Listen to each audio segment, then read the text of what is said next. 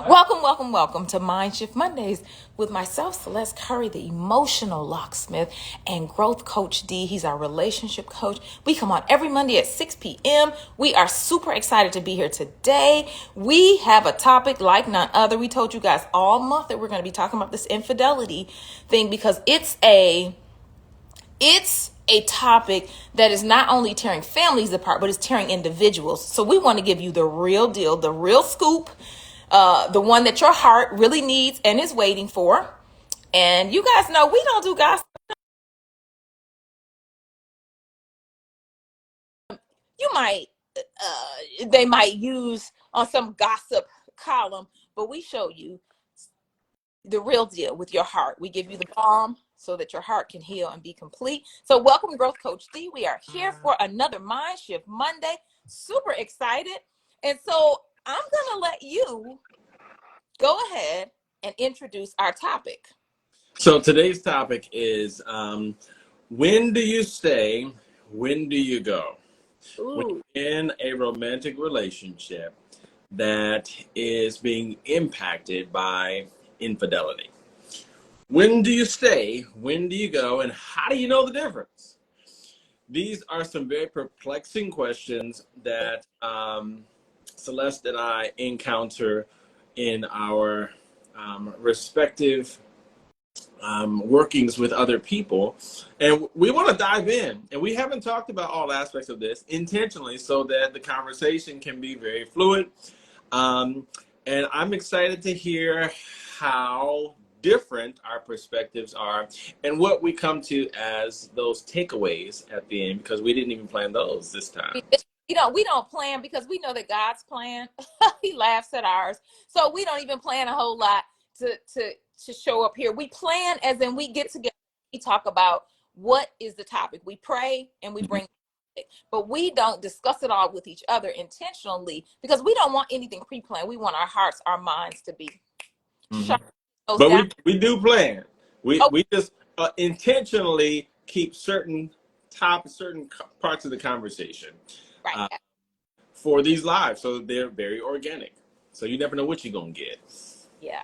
So the question is, when do you stay and when do you go? So a lot of people, when there's infidelity, first of all, another term for infidelity is betrayal trauma, Mhm. right?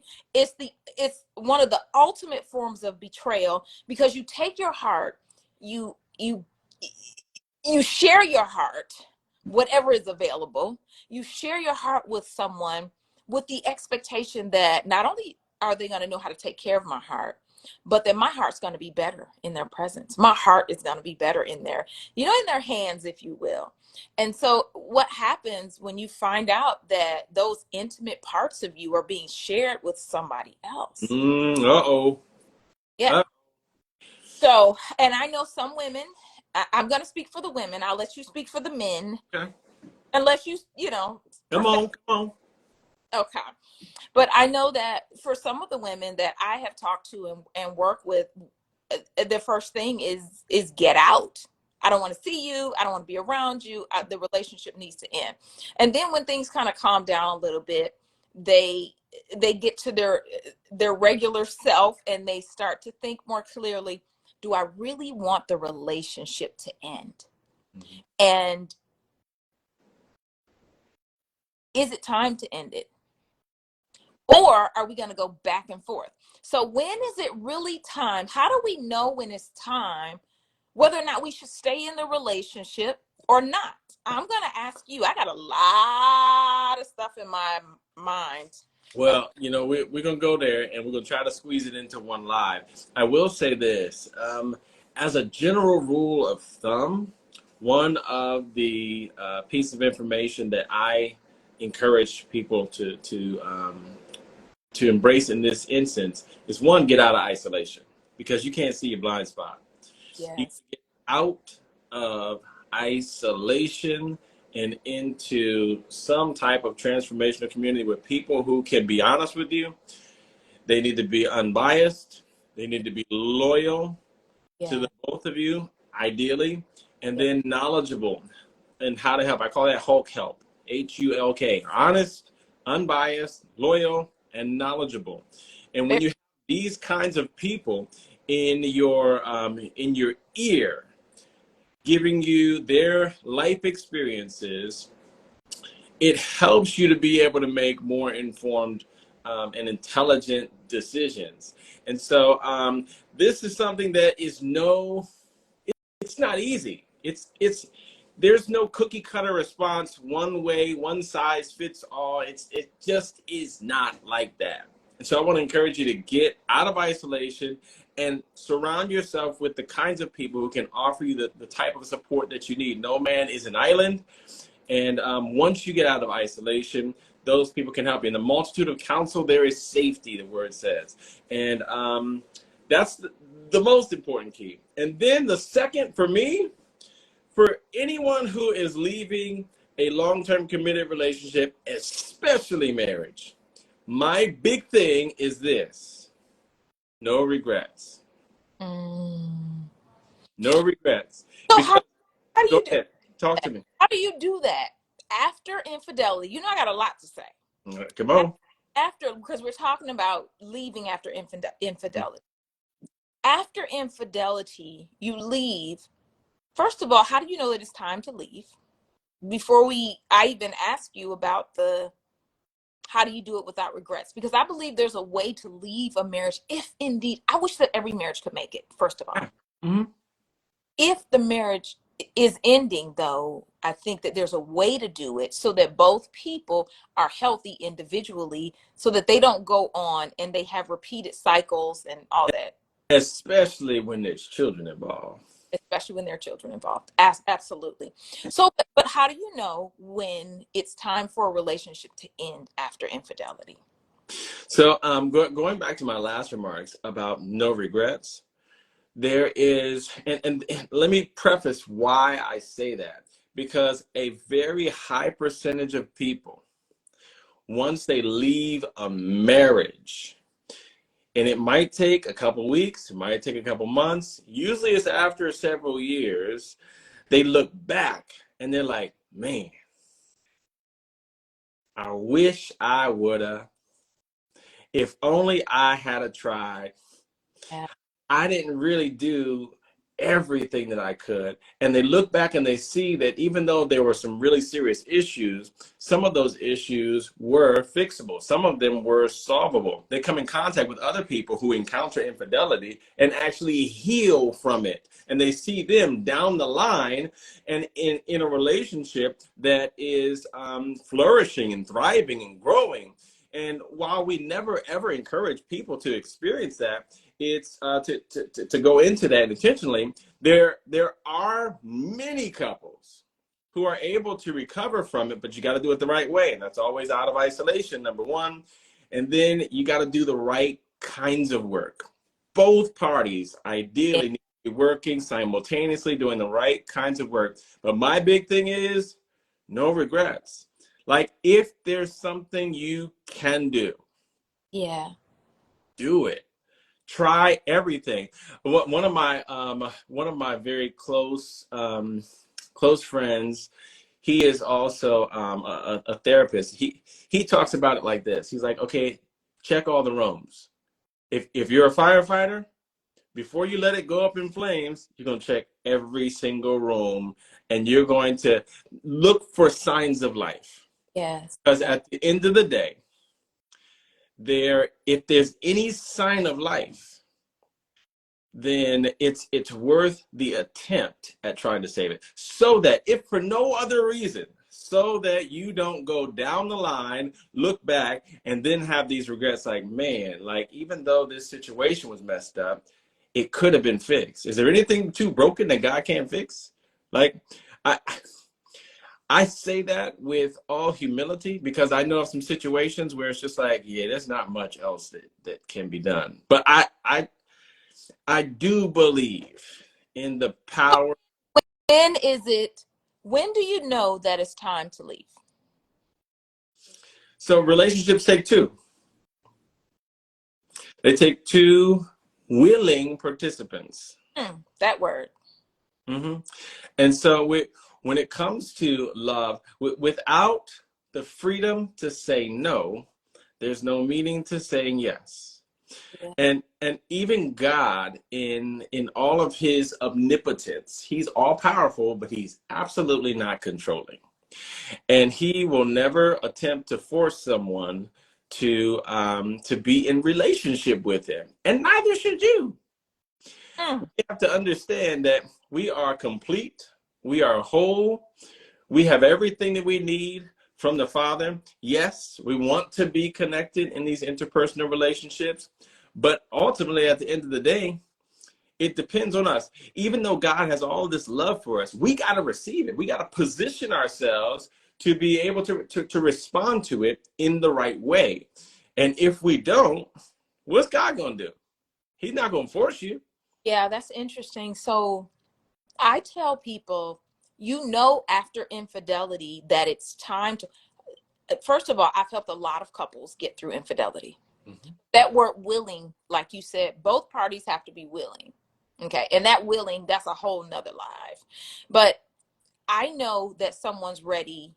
The relationship is ready to end when that person that committed the infidelity doesn't make a true turnaround, a true change. And there's some R's that I usually say. If you don't see true repentance, true remorse, and what's the other one? Repentance, remorse, and repair. All of that. So there are like 4 R's. Yeah. But because I knew there was a couple that came to me that was referred to me by an insurance company a few months ago.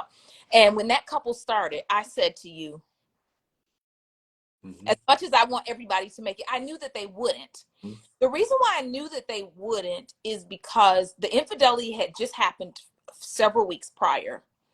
And the man couldn't do one session without either blaming the woman for the infidelity, or he was doing things like, man, it's been a few weeks. I don't know why she keeps bringing it up. So what I tell my couples from the beginning, if this is going to work, your relationship after infidelity can be much better Ken. than it ever was. Mhm. Thing right, because we're talking about a deeper level of emotional intimacy, transparency than you've ever had before. But if you do it wrong, it, It's going to waste off real it, fast. it's real fast. And Mhm. so I tell people, if the person is not showing signs of true repentance, true responsibility, I did it, it's my fault. I understand that I'm going to be a punching bag for a minute. Mhm. And I tell my couples, in order for this relationship to work, the person that committed the infidelity, you have to become like a little child in some ways. And it doesn't always feel good, meaning I'm at Kroger. For some people, depending upon the severity of it, they take a picture and send it to them. Mhm. Right? They don't have to do that forever, but you have to remember this is a major violation. Mhm. If you really want it, you'll do what it takes to repair. And when the person is not willing to do what they need to do to repair it, you'll know that it's time to go. You'll know that it's time to go, because that person will not have made what we call a true heart change. They only had a temporary behavior change. Oh, talk to me about the difference there. Talk to me about that difference. Well, Change versus a behavior change, because they can seem. they can seem the same, because you can look at it and you can say, oh, she's so sweet. She's making dinner again. She's right. You're doing all that.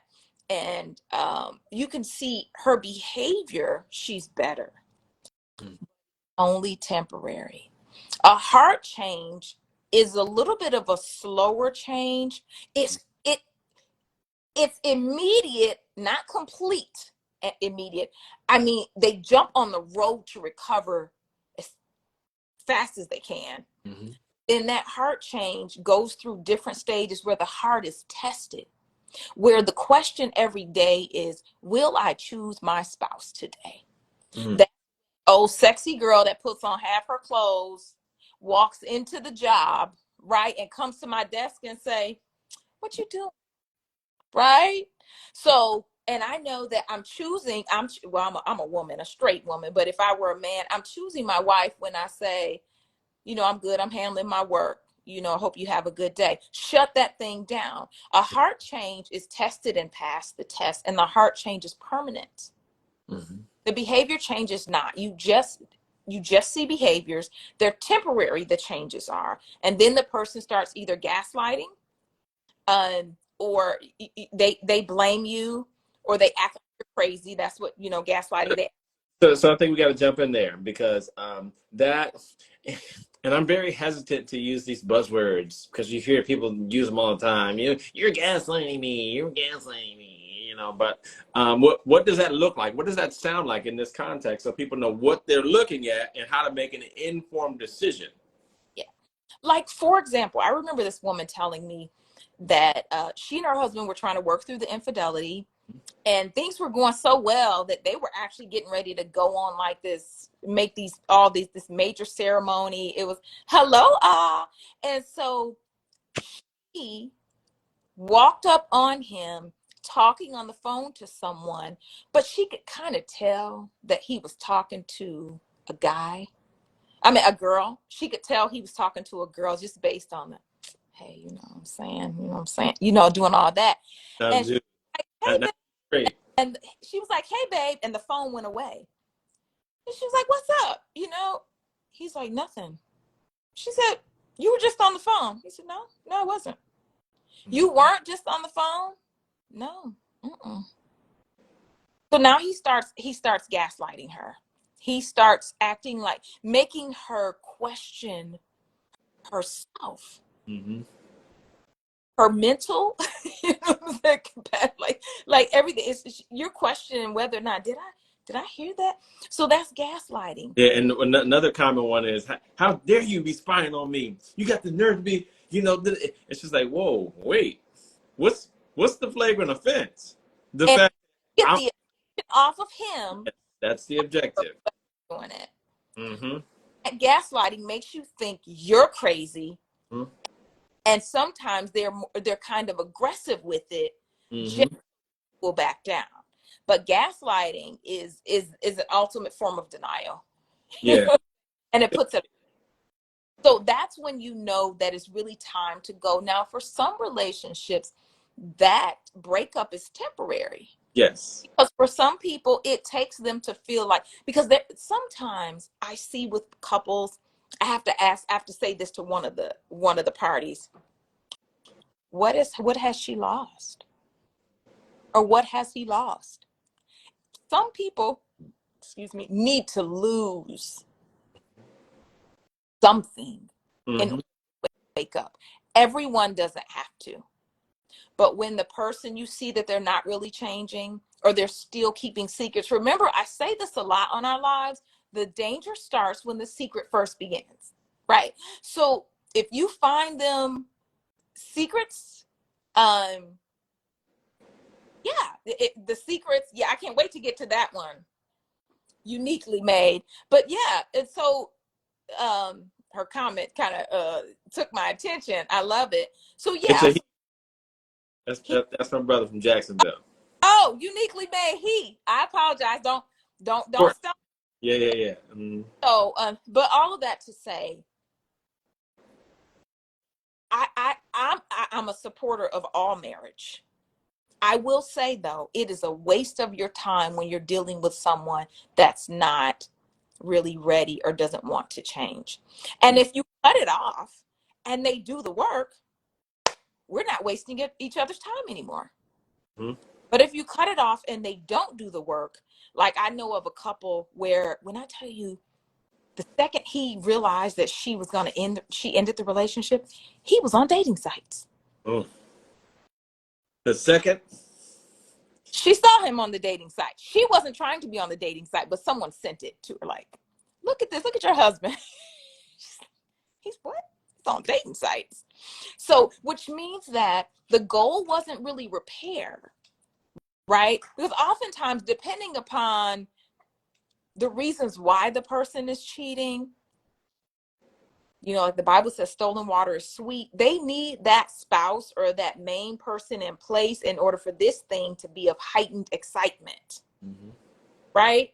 But when you go away, if he goes on to somebody else, then you'll know. But if he or she does the work and then they come back and repair, then you'll know. But I don't think that separation is the first.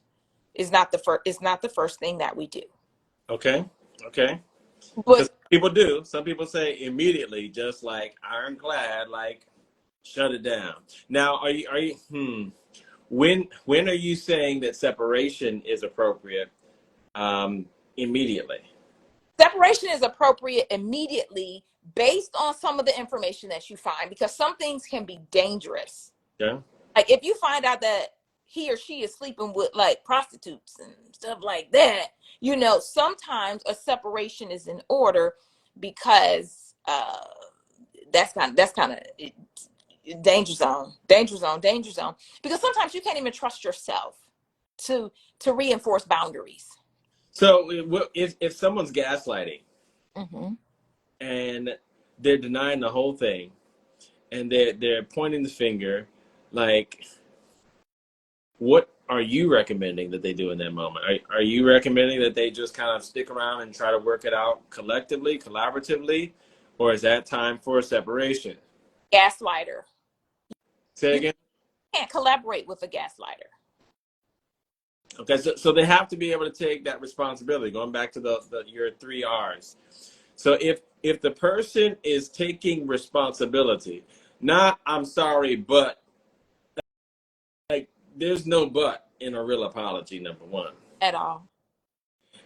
taking full responsibility, and I would dare say though, I don't know, Celeste, I have seen and experienced where sometimes the offending spouse doesn't realize the extent of the damage that they've done. That's kind of unveiled a little more over time as they're unpacking. They see, okay, man, I really jacked up. Yeah. Whereas they might be pointing the finger initially, as they have time to reflect and come out of what Willard Harley calls the fog of the affair. You can't see clearly when you got fog. Like you can't think clearly. You're not able. It's like you're inebriated. Yes. Yes. And that's a good word for it. Mm-hmm. And so, in that case, do they immediately erect a hard boundary? What's your take? I think, and let me make sure I understand your question. If the person, say it again, ask it again. Okay, so my question is, if a person is being is in a relationship with a person who steps out of the relationship, they're unfaithful, and that person who is unfaithful is now gaslighting them, pointing the finger, blaming them. We know that that's not a helpful situation. But my point is, if they're kind of in the middle, where they're saying, you know what, I really didn't want to do it, but they're still kind of pointing the finger. Like, what is the rubric, if we can create one, for people to know, okay, some of this might be normal because he might not see it all right away. But as we go through counseling and therapy, and as we dive in to what caused this breach and repair the holes, like what will cause someone to say, all right, he's not all the way there yet, so let me just kind of stay in proximity, as opposed to let me. Number one, I would only stay in proximity if there's intervention, active intervention. That's And good. individual therapy as well as couples therapy. Never do not for infidelity, never do couples therapy without individual therapy. Because if you do couples therapy after infidelity and not individual therapy, then the person gaslighting will use that, and the person that's hurt, you know, that's been cheated on, will oftentimes come out of the therapy room more wounded. Mm. They're good at what they do. So you got to have individual, because you got to work on yourself as an individual. What led up to the insecurities, and you know, and the autoplay, you know, all the thought patterns in my head, or if there's any porn involved, like that stuff can't be dealt with in couples counseling. Mm-hmm. It can't. So, and I just think if a person is gaslighting is abuse, let's call it what it is. So if a person is being abused, then that needs to be cut. I cannot be, for some people, they can separate in the house and that's enough. For some people, they have to separate outside of the house. Now, Would, again, would you say that infidelity is abuse? infidelity is, that's a very good question. It is definitely a form of abuse. I'm being very careful of my words because infidelity never just comes with, let's just be real, everybody here is an adult, find yourself in somebody. Okay. That is it never just comes with that. It comes with lying. It comes with gaslighting. It comes with protecting the I'm not going to use the word affair. Myron Golan will get me for that. Adultery, you know, their partner. And so it comes with a lot of lying. And that's mental abuse when you have all those things stacked up.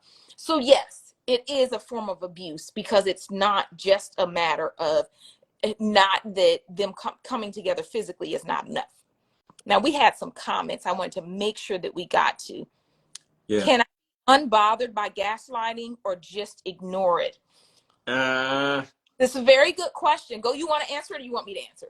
Yeah, I'll say that when you're in a relationship with somebody who is gaslighting, and this is a whole nother live. We can get off the tangent for this, but that's a root and a core issue that if they're not taking responsibility, where they're clearly not up to par, that's a concern that's going to keep coming back. Yep. And it's going to be a chronic issue. It's going to end up becoming a stage 4 cancer, in my humble opinion. Say that. That you need to be very strategic in learning how to set the right kinds of boundaries with someone who can't take responsibility. Because if they can't take responsibility, it's just like, imagine a car on the highway just swerving into everybody's lane, just doing whatever they want to do. That's a dangerous situation. And I don't think that anyone should ignore that. The police will need to stop that person because they're a harm to themselves and to others. Absolutely. And people that are gaslighting, Danny, you said it perfectly. People that are gaslighting are harmful to themselves because they're not even living in full reality. And so, yeah. So I agree completely. I don't think you can be unbothered by gaslighting. I don't think you can really ignore it because remember, this is someone that you're in a relationship with where your heart has expectations. So that's really where the issues come in, is because there are expectations within the relationship. Mm-hmm. Now, someone said if God brings them back, they need to be unrecognizable. Absolutely. when God brings somebody back, or the person, they're active participant. God didn't just make it happen. They have to be a participant in order to recover from infidelity. But when God brings them back, they absolutely need to be unrecognizable, which means they can't be quick to say, well, babe, well, where were you? Don't be asking me where I am. You're 2 hours late. How about, and like I was telling that one couple I told you that I was telling you about, I was like, he's not willing to take enough responsibility.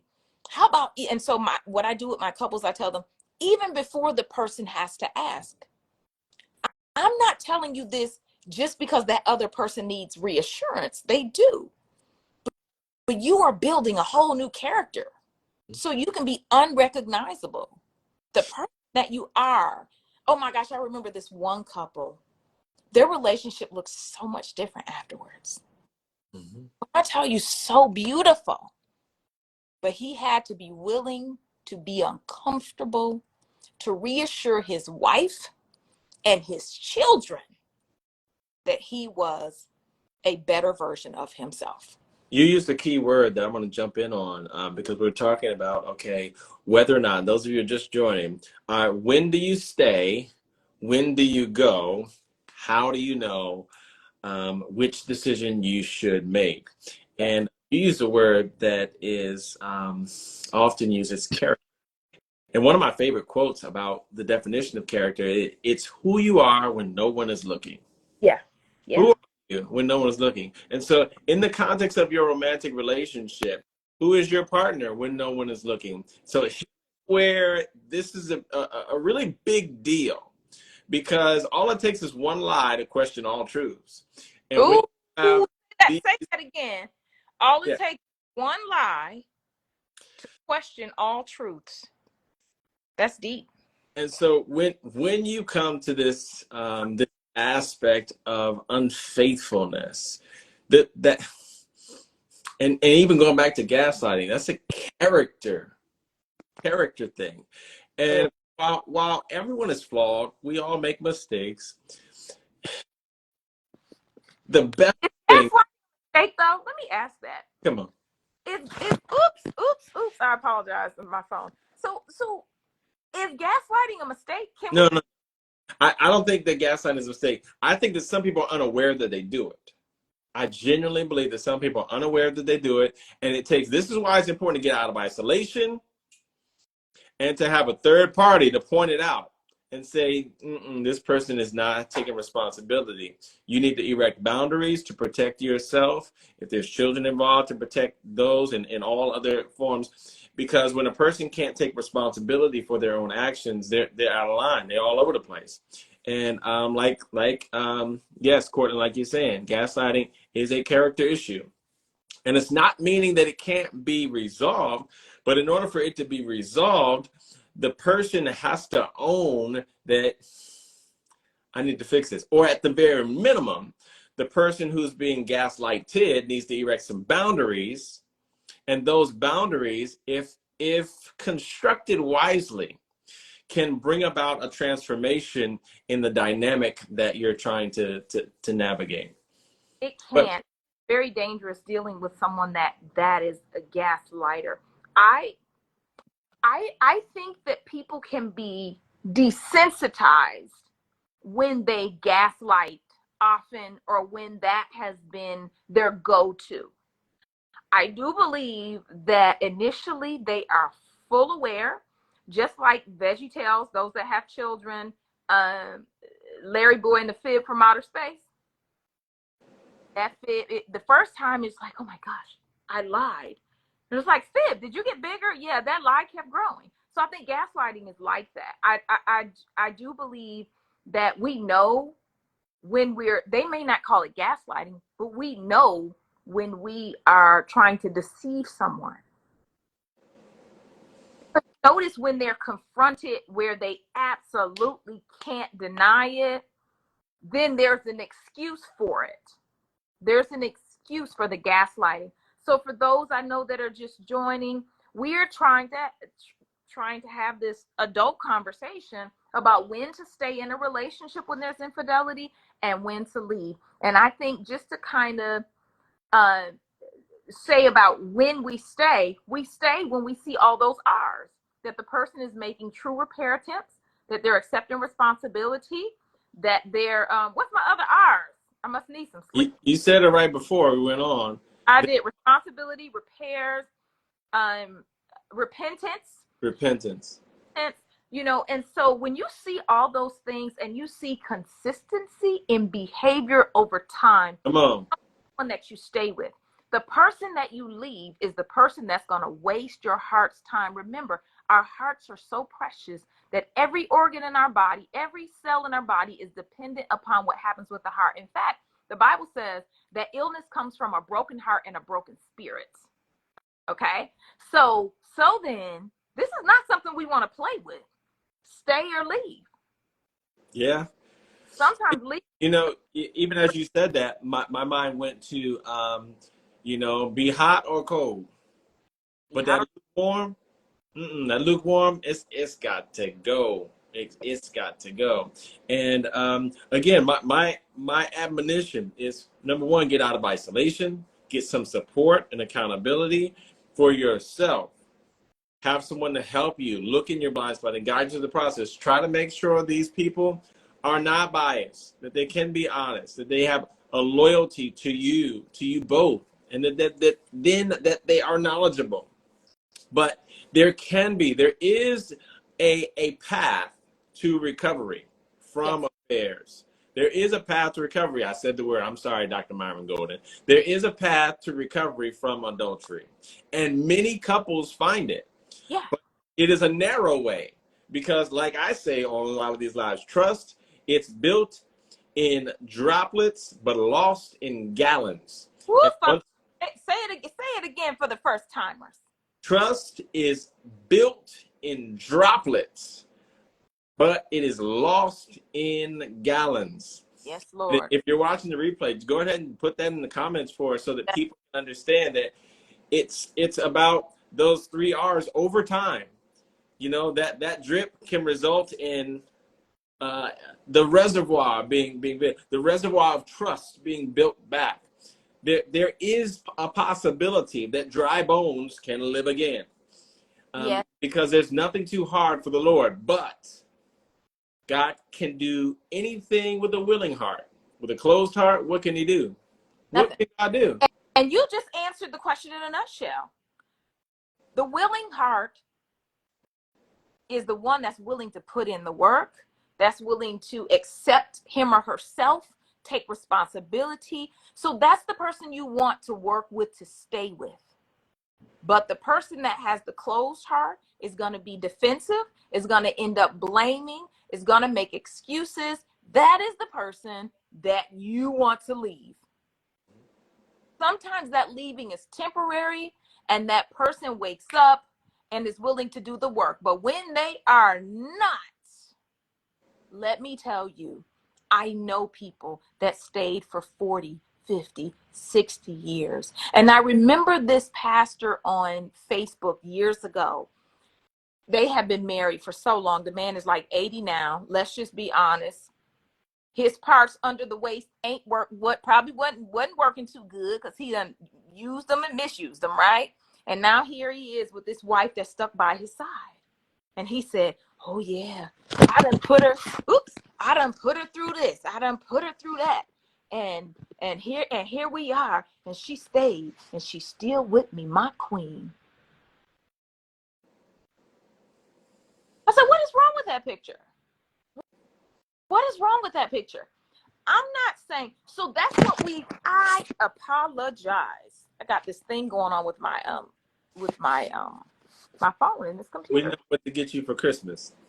I actually had it, but I'm trying to charge it at the same time. So No worries. Now one question that I had for you as you stabilize that situation is go ahead. That situation. Go ahead. now I forgot it. What was my question? I don't. Hey, you guys, give us some questions in the chat. Give us some questions, some things that you have to say. She didn't have any friends, no church sisters. Wisdom. Jesus is all about redemption. All things are possible with him. It is the condition of our hearts. Right. And willing to forgive and give mercy. And that's the thing. Also, you brought up a good point, Carolyn. I'm going to have to go there for a second, Danny. So you must forgive that person to stay with them when you have a willing person. Now, forgiveness doesn't happen overnight. Please, and the person that needs the forgiveness, please don't put a time frame on how long. You got 2 weeks to get over it. And I don't want to hear about this no more.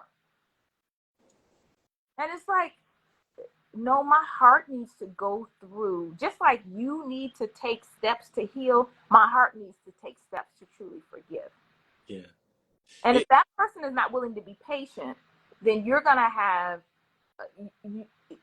it's going to be a very hurtful situation. Yeah, it's like tearing a meniscus or an Achilles. Like, it is not something that you can recover from quickly. It's going to take time. And even then, time doesn't heal all wounds. Ever. Time ain't one wound, ever. I'm just trying to tell you, it has to be with the right kinds of support and help and therapy. We got physical therapy for the physical body. Come on now.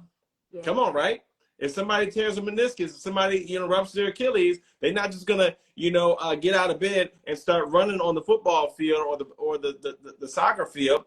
that there is a period where they have to slowly, incrementally build back what they lost.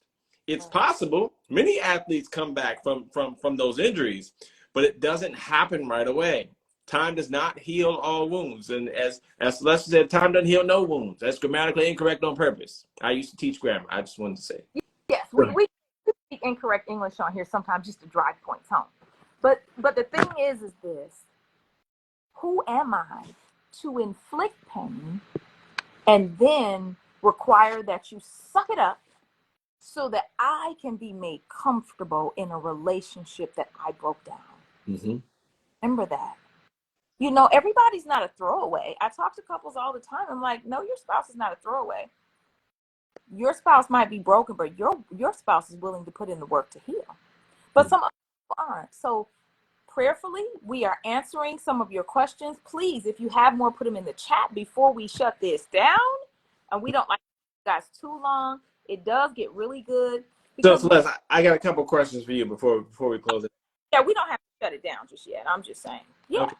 So my questions go back to something you started to break down, and that is when you have a breach of trust, Mm-hmm. what would be a good roadmap to recovery for people who are facing this? We know they got to get in therapy, but how long is it going to take for their heart to heal? What steps they need to take in order for there to actually be healing? What specific steps do you recommend? You're asking for the person that I'm asking both of them, because here's what I know from working with couples: both of them are broken. both of them are broken. Absolutely. So to answer your question, the person um, that is cheated on, that person's journey and walk, number one, is going to be completely different from the person that offended. Do not try to make those walks go together. Y'all are not going to build some level of intimacy by you being each other's accountability with it. Don't do that. You can't do that. Okay.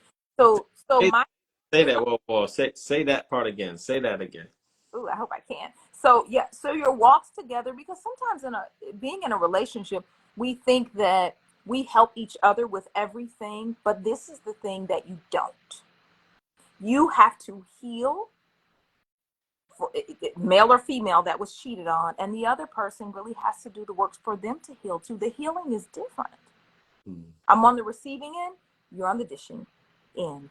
Okay, there's a different level of brokenness, family stuff, narrative playing in the head. And so, but for the person that was cheated on, there's so many questions. You question what you did wrong, if you were too small or too big or too short or too tall, or said no to sex, or did you almost can't help it. You want to, because you're trying to make sense so that it doesn't happen again. So if I put it within my circle of control to change, I can make sure it doesn't happen again. I'll just lose the weight. Or maybe I'll just I'll cook every day. Or I'll start doing these sexual positions that he's always wanted. Or I'll start doing, like, you can get on this train where it's all about the person and you still don't heal, which is the reason why 2 years later you're still bringing up what happened. Wow.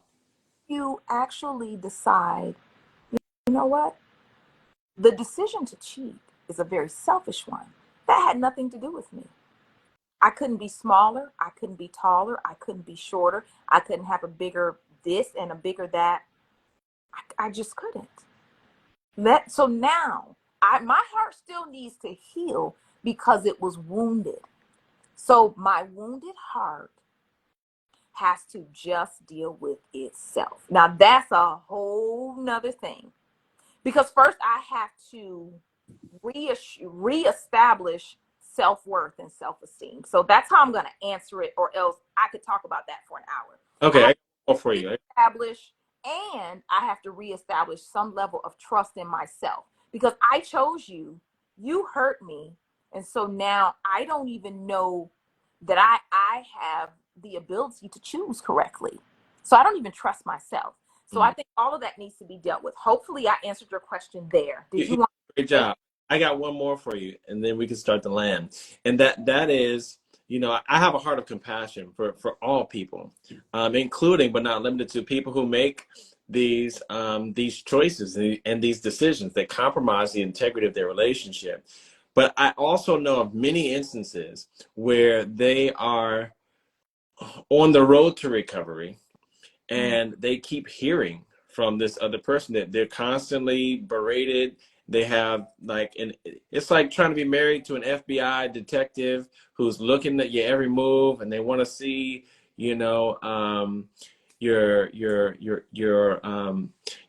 to watch your every move and everything that you do. And it gets to a point where it seems like it's unsustainable. And so when someone has stepped out, is there a limit to which they have to continue to deal with the perpetual reminder of the pain that they caused? Must they have this forever indebtedness, or when do they allow? When does the situation warrant some grace to be extended to them instead of the constant reminders of what it is they did and how it is that they hurt? Yeah. So of course we can't put a time frame on it, but I think that, again, that consistency in behavior over time. So when you see that person is consistently walking. Now, if you can't do this and you seeing them in your face every day is not gonna work, and you guys are gonna keep re-injuring each other, then maybe separation, even in the house, might be good. So you don't wake up, to them. If you just can't do it, some people can't. I love for my couples to stay in the same bed. Don't When at all possible, when stay. at all possible, stay Yeah. in the. Now there are some situations where you can't do that, but I think that when a person is showing that they are doing the work consistently. Now, I'll say this generally, like in terms of checking behind people and deep level of accountability, that is about 6 months. I'm not putting that 6 months on the heart. I'm putting that 6 months on like checking after things, taking pictures of Kroger and sending it saying, this is where I am, to reassure. That's what I mean. Okay. Yeah. But And I just wanted to point out real fast, my man Cortland put in the comments, he said, that's the forget, but I never forgave. Or opposite. I don't know if he meant the exact opposite, where, I forgive you, but I'll never forget it. And you have to live under that. Talk to me, Celeste. Yeah. So the thing is, though, you want to get to the point where you forgive and almost forget. Is that possible? Like, oh, remember, I gave you my example. It's very possible. I those said people aren't almost forget. So let me tell you what I mean by almost forget. That thing is, you're not triggered by thing throughout the day and the next day, and then you're not living in constant triggers. That's the almost forgot. Now, if someone brings up that person's name, you're going to remember, but you never want to remember trauma and pain every single minute, because there's no such thing as remembering without your heart, your lungs, your liver, your pancreas. There's no such thing as constantly remembering without your organs' involvement. So I just love myself, and that's one of the main reasons why I love to forgive. That's right. And that's why this is Mind Shift Monday. And the whole point of these Instagram lives is to walk you through what we know is possible. And that is a shift in mind to transform all aspects of your life. There's a healing that needs to take place. Otherwise, we're stuck in our brokenness. We're expending a ton of effort and energy, but we're like the hamster on the wheel and we can't get off, and these cycles of dysfunction. And we're saying there's a better way. We can be transformed by the renewing of our mind. We can write our narrative. Come on, talk to me, Celeste. Before we end, I just feel compelled. If there is a woman or a man, I don't know why I feel like it's a woman, But if there's a woman or a man on here that has experienced infidelity and you are convincing yourself more than the other person is convincing you of their change, I want you to hear our voices in your head. Don't waste another minute being the defense attorney for them, and that you're trying to play both roles to convince yourself you are worth so much more. And it's not that you won't find somebody. Sometimes you really got to just let God do that. And it's okay to let go in order for you to heal and then attract someone that you really deserve. Please, please, please don't stay. If that person is not putting in the work, don't convince yourself that they will, that they are. Get off the train of being in love with their potential. So Yeah, that part right there. Oh my goodness gracious. I need to take a sip on that. so crazy. Mm. Yeah, it happens. It just happens way too often. And my heart just is like, Lord, please show them their worth. Yeah. Oh, And yeah. and you are worth more. For both of you. You're worth more. You're worth so much Worth. more. Yeah. So why settle? Why? So you know what? For those that just joined, you'll have to watch the replay, but I'll say to you, why settle? Danny just said it. And I'll ask that question, whatever that means to you. Why settle? That's it. That's good. That's good. Hey, what's up, Lois? We are bringing the plane in for landing. So if you're coming in now, you're going to have to watch the replay. But we were just talking about when to stay, when to go, when faced with um, cheating. And so if you had any comments, any questions, any takeaways, throw them Yeah, in the comments. Lord have mercy. Yeah, this is good. This is Mind Shift Monday, where we shift our mind and transform our lives. And we have that power. Yes, we can. You can. So many different rabbit holes we can go down, Celeste.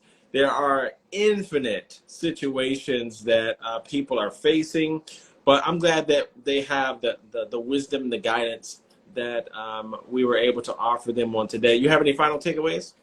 Woo! I think I just gave mine, but the final takeaway for me, I'm going to reiterate, know your worth. Yeah. Know your worth. And when you know your worth, it can definitely help guide the direction of a relationship. And if the relationship gets off course, it can guide you in or out. Nurse Lois said cheating is a deal breaker. I'll catch the replay. Yes, yes. And Thank give you. us your feedback too, Lois, when you come on in here. Give us that feedback in the comment section there. Back, because the thing is that it it can sometimes be that cut and dry that it's a deal breaker. Other times there are children involved. There are different situations involved that make it not so easy, especially if the woman's not working or if the man was cheating. I mean, if the woman was cheating and the man, you know what I'm saying, just doesn't really, is not in a position in life to kind of do the children and the thing. And it's just really, it gets really ugly when children are involved. That's If it. you want to try again because it's the family, right? Yeah. So there are a lot of different things. But my first takeaway is just to know your worth, and that will help you be able to make the decision whether to stay or leave, Mhm. and don't ignore the signs of the person not changing. Yeah, and I'll just close with this last thing that I've also said on another live, that when it comes to marriage in particular, especially when there's children involved, should I save this marriage is the wrong question to ask. I I recommend that people treat it like an amputation. If you need to lose an arm or leg, a toe, a finger, you're not asking the doctor, should I save my arm? Should I save my leg? Can we save it? Is there anything that we can do? Because this is going to prevent those regrets Yes, that so yes, often surface down the line, years later, after both people remarried, and you've got this catastrophic situation that could have possibly ended in a different way.